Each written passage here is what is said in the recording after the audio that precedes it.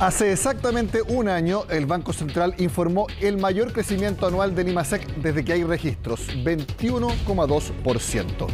Eso fue hace un año, porque hoy el Banco Central, para el mismo mes, informó algo mucho más realista, un crecimiento de 3,7%. Hay dos cosas que decir respecto a esos números. Que 2021, sabemos, es un año absolutamente anormal, atípico, y que hay que tomarlo como lo que fue, un año que venía después de una caída demasiado grande en la actividad en 2020, y por lo tanto todo lo que iba a crecer en 2021 estaba estimulado por esa casi nula base de comparación, y también por los retiros, por el ingreso familiar de emergencia, que dio mucha liquidez a la economía y la estimuló de una manera muy grande. Bueno, 2022 es mucho más real, y por lo tanto tenemos este 3,7% de crecimiento anual que confirma que seguimos entrando en la desaceleración que se sabía iba a llegar a nuestra actividad. Y una cosa muy importante, nuevamente al compararlo con el mes anterior, es decir, junio comparado con mayo, cae la actividad. Y esa es la foto que los analistas recomiendan mirar con mucha más atención. Es el menor crecimiento desde febrero de 2021 y marca una desaceleración más acentuada. El IMASEC de junio fue de 3,7% en su avance anual, en línea con lo que esperaba el mercado y el gobierno. Los servicios siguen empujando el carro, pero la caída del comercio vuelve a evidenciar que ya no tiene el impulso de los trimestres previos. Como sabemos, la economía tiene que ir haciendo un ajuste en el curso de este año. Las cifras del IMASEC de junio son cifras de un ajuste bastante moderado. En términos de la variación desestacionalizada respecto del mes anterior, prácticamente está en el mismo nivel. Precisamente, la actividad de junio fue 0,2% más baja que la de mayo. Solo 2 sectores tuvieron un crecimiento mínimo y todos los demás cayeron. Y por lo tanto, si uno quiere medir de mejor forma el dinamismo sectorial en este momento y olvidarse del tema de las bases de comparación, es mucho más informativo mirar la variación mensual de la serie desestacionalizada.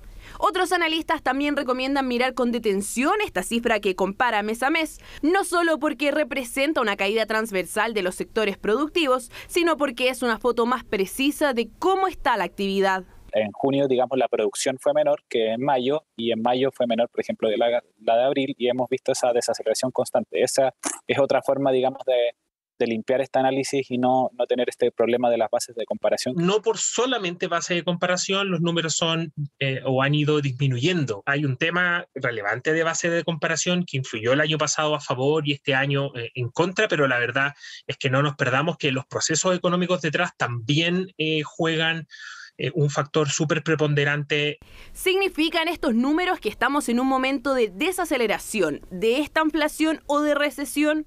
Las opiniones de los analistas están divididas, pues podrían haber condiciones técnicas para cada una, pero ninguna reúne todas las necesarias. Si yo llegara hoy día a Chile y viera las cifras en una sola vez, claramente lo más probable es que mi primera impresión sería decir esto, ¿no? Pero cuando uno ve las causas, yo no llamaría todavía a esto una estanflación como la hemos vivido en otras oportunidades. ¿Por qué no esta inflación? Porque la economía todavía no cae, ¿verdad?, de sus niveles de tendencia o de largo plazo, sino que viene normalizándose de niveles muy altos. Estamos más cerca de un escenario en este momento de esta inflación con alta inflación que en un escenario de recesión propiamente tal.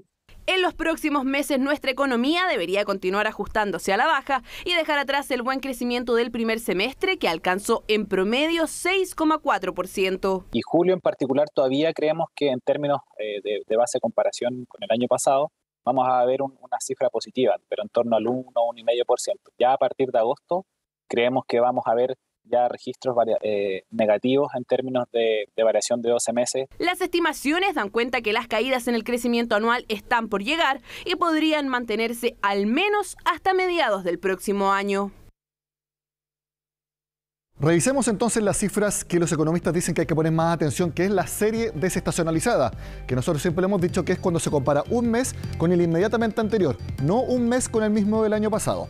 Fíjese que en junio del año pasado también fue récord, 2,1% cuando se comparó con mayo de 2021. Ya, fíjese cómo con el correr del tiempo esa serie desestacionalizada seguía creciendo, pero cada vez con menor fuerza. Por ejemplo, ya en diciembre esta era una caída de 0,4% respecto a noviembre. Y ya en 2022, que son las cifras que tenemos en morado, de los 5 registros que tenemos hasta ahora, de los 6, perdón, 5 muestran caídas. 0,1 enero respecto a diciembre, 0,7 de caída febrero respecto a enero. Solamente hay crecimiento en marzo, 1,6% respecto a febrero. Pero ya en los últimos 3 tenemos un trimestre completo de caída desestacionalizada, 0,3% en abril, 0,1% en mayo y 0,2% en junio. De hecho, si no fuera por marzo, ahora mismo estaríamos en una recesión técnica, que es cuando son 6 meses consecutivos o 2 trimestres consecutivos con caída en la actividad desestacionalizada, es decir, mes con respecto al mes anterior. Si no hubiera sido por marzo, estaríamos ahora hablando de una recesión técnica en nuestro país. Precisamente eso fue lo que rescató el economista jefe de Scotiabank, Jorge Zelaire, que lo tenemos regularmente acá en Agenda Económica, y lo hizo a través de su cuenta de Twitter, donde señala que Chile ha entrado en recesión técnica en su actividad no minera. Recordemos que el Banco Central informa el PIB minero y el PIB no minero. Aquí lo que dice Jorge Zelaire es que si solamente midiéramos la actividad no minera, les vamos a pedir que suene un poco, si se puede, eso, para verlo abajo. Fíjense abajo, fíjense, más todavía. Sigamos, ahí. Lo que está ahí es primer trimestre de 2022 y segundo trimestre de 2022. Recesión técnica solamente en el ámbito no minero, es decir, en la mayor parte de la actividad económica. Eso es muy importante porque, como les decía, si no hubiera sido por el registro de marzo, en la serie desestacionalizada general, estaríamos en recesión técnica.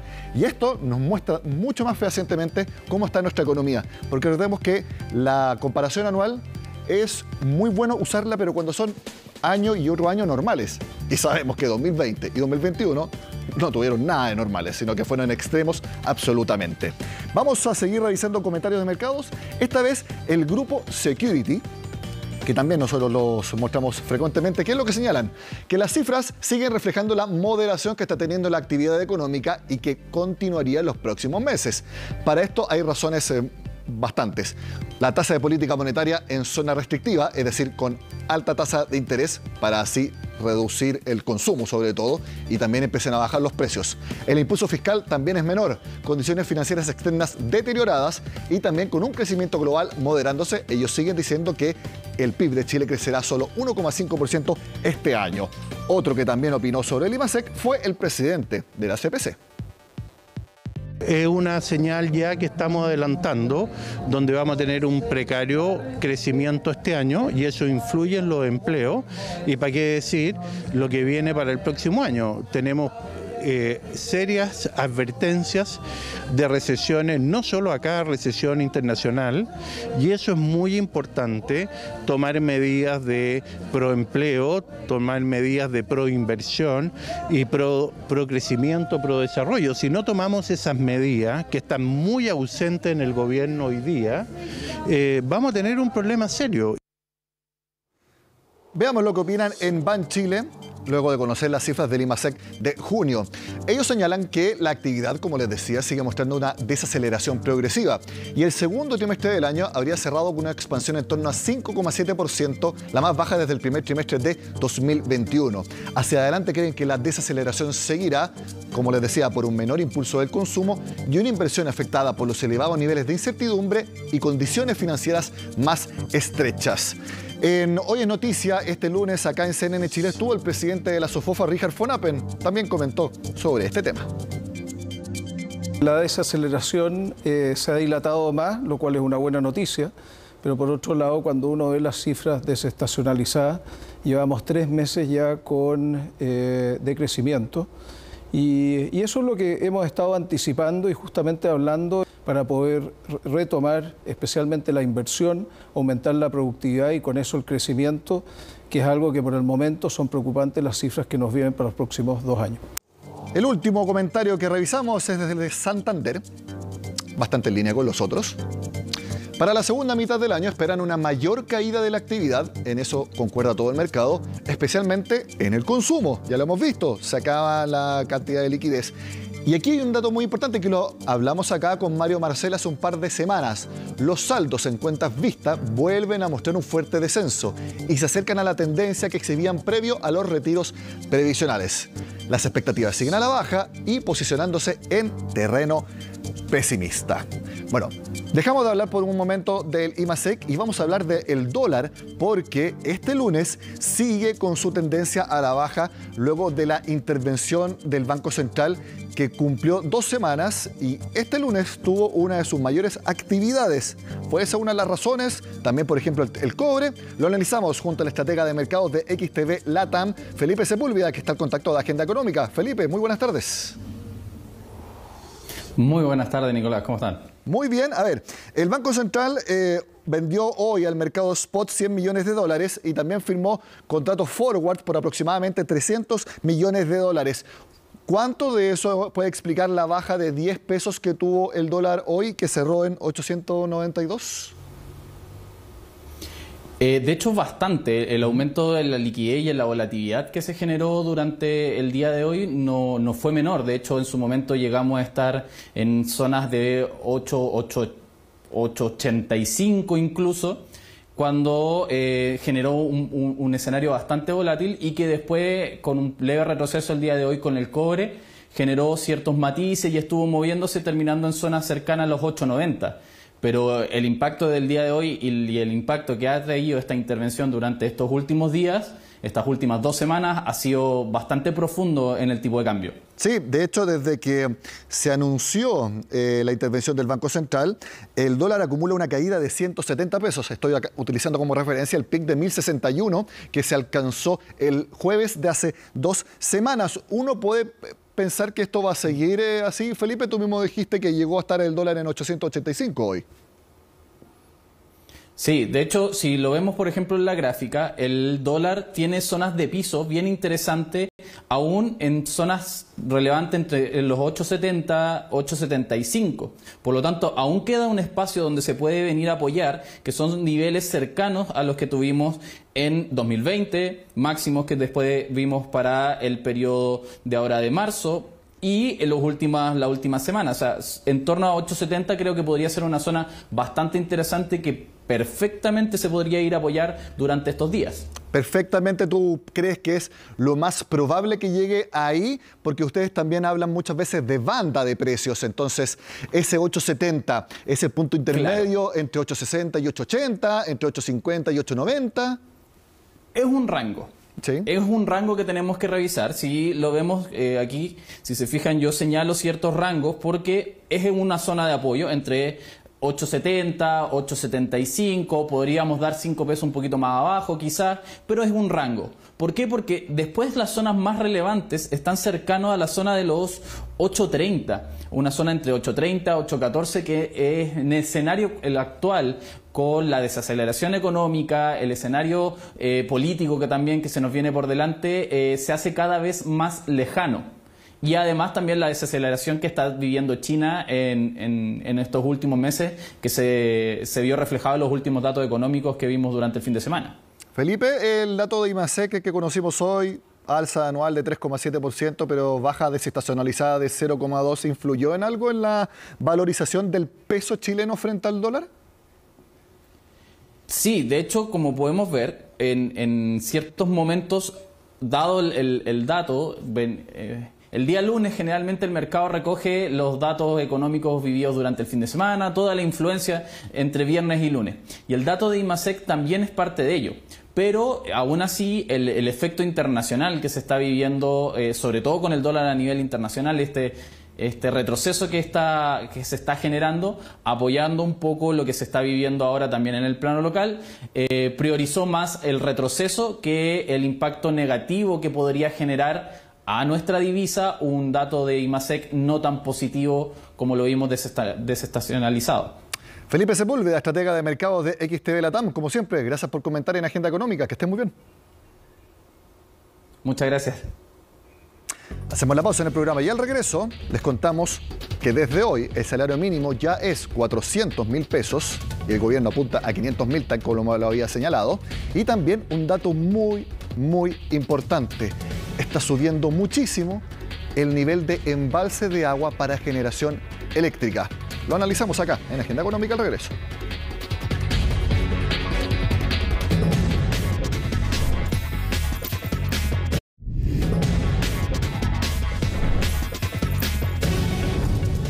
Como les dije antes de hacer la pausa, el salario mínimo desde hoy es de 400.000 pesos en nuestro país. Veamos cómo han sido las últimas alzas, porque este año ha tenido mucho movimiento el salario mínimo, recordemos, del proyecto que ingresó el gobierno de Gabriel Boric.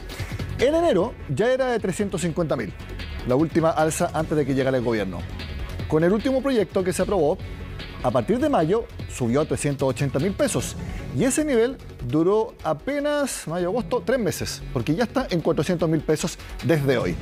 Sabemos que si la inflación de 2022 supera el 7%, esos 400.000 serán 410.000 pesos. Y es prácticamente un dato que va a ser así. Si la inflación anual ahora está en 12,5% y solamente la acumulada entre enero y julio es más de 7%. Por lo tanto, eso va a suceder de todas maneras. Y a pesar de estas condiciones más adversas, no solamente por la inflación, sino que también por la actividad económica, que como vimos se está desacelerando fuertemente, el gobierno reiteró su compromiso de que durante su administración el salario mínimo llegará a 500.000 pesos. Este año y el próximo, las condiciones de la economía van a ser duras, por factores que van más allá de la voluntad de nuestro gobierno y de condiciones que no manejamos en Chile. Todos estos factores nosotros tenemos que considerarlos a la hora de tomar decisiones de estas características. Nosotros mantenemos nuestro compromiso como gobierno de que durante nuestro periodo el salario mínimo va a alcanzar los 500.000 pesos. Por cierto, vamos a estar disponibles a conversar con todos quienes sean necesarios para poder llevar adelante políticas públicas que sean responsables y sostenibles en el tiempo. Por supuesto que un alza en el salario mínimo para quien lo recibe es una muy buena noticia, y yo les quiero compartir otra. Actualmente, el nivel de agua embalsada para generar energía es 9 veces mayor que lo que había el año pasado. Es parte de un balance que hizo el Ministerio de Energía y que estuvo ahí Francisca Bahamondes y nos tiene el siguiente reporte. Durante esta mañana se reunió el Grupo de Seguridad Eléctrica con el objetivo de realizar un balance sobre el estado del abastecimiento del sistema eléctrico ante la crisis hídrica que afecta al país. Este grupo está conformado y encabezado en primera instancia por el ministro de Energía, Claudio Huepe, y también lo componen algunos representantes de distintos sectores, de organismos públicos de este sector eléctrico y también de la industria energética. Y dentro de los objetivos también que tiene la creación de este grupo es planear el funcionamiento del sector durante este año 2022 y también de cara a lo que pueda ocurrir durante los próximos años. Las autoridades, al salir de esta reunión, dieron a conocer que había un poco más de tranquilidad ante la seguridad del abastecimiento eléctrico, esto debido a las condiciones climáticas e hídricas particularmente que ha enfrentado este año 2022. El país enfrenta 12 años consecutivos de sequía. Este año se ha mostrado un poco diferente con las lluvias que se han dejado caer durante los últimos meses, las últimas semanas en particular, lo cual ha hecho ver a las autoridades con un poco más de optimismo el escenario para este sector durante el año. Estas condiciones precisamente han permitido la detención de la acumulación y también reducir la reserva hídrica durante julio de este año.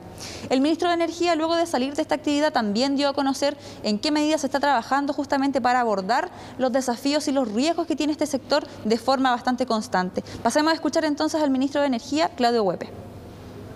Este año hemos estado bastante más tranquilos en términos de seguridad eléctrica que en el año anterior, pero no es algo de lo que quisiéramos, no quisiéramos descansar en esto, sino que más bien justamente lo que queremos hacer es anticipar para el próximo año y justamente ahora le estamos un poco flexibilizando el uso de esta reserva para la devolución. Los objetivos son dos, básicamente. Uno, obviamente la devolución eficiente, pero además también el otro punto es evitar cumplir con los contratos de riego y además obviamente también evitar los vertimientos, que eso es un punto muy importante. El director ejecutivo del Coordinador Eléctrico Nacional también forma parte de este grupo, también formó parte de esta reunión que se desarrolló durante esta jornada, y él dio cuenta también de que la condición hidrológica durante este año es mejor que la que se ha venido teniendo los años anteriores, como ya les comentaba anteriormente, pero que esto no significa que se deba bajar la guardia en el sector, todo lo contrario, hay que estar bastante atentos a lo que pueda seguir ocurriendo para justamente poder tomar las medidas pertinentes en el momento que se necesite. Esta autoridad también dio a conocer que además de que hay que seguir reforzando justamente el monitoreo para poder tener presente las cosas que vayan ocurriendo, hay algunos indicadores que también dan un poco más de esperanza a lo que pueda pasar. Uno de ellos es que el deshielo ha mostrado una mejora en relación también al año anterior, y la energía embalsada, la energía disponible con la que se cuenta, esta persona dio cuenta de que el año pasado fue un 10% más de lo que se tiene durante este año, algo muy importante para el sector. Pasemos a escuchar entonces cuáles fueron sus palabras. Que efectivamente las condiciones hidrológicas han mejorado respecto al año anterior. El año anterior fue el segundo año más seco de la estadística. Hemos tenido 12 años consecutivos de sequía, y la situación del pronóstico de deshielo muestra una mejora respecto a la situación que teníamos el año pasado. Y también destacar que desde el punto de vista de la energía embalsada, la energía que tenemos este año, gestionable por el coordinador eléctrico para abastecer la demanda, es el año pasado un 10% de lo que tenemos este año. Sin embargo, no podemos bajar la guardia, la situación tenemos que seguir monitoreándola. Ahí escuchábamos entonces, las condiciones actuales dan cuenta de un poco más de optimismo en relación a años anteriores, pero lo que no significa que haya que bajar la guardia con respecto a este tema, todo lo contrario, las autoridades ya lo decían, es un escenario un poco más optimista en relación a los otros años anteriores, pero de todas formas no hay que olvidar que la sequía que ha enfrentado el país por más de 12 años consecutivos sigue afectando a distintas áreas, en especial a este sector, por lo cual las autoridades siguen trabajando para tomar medidas en esa línea. Con esta excelente noticia que nos contaba Francisca Bahamondes, terminamos la agenda económica de este lunes. Sigan con nosotros acá, en CNN Chile.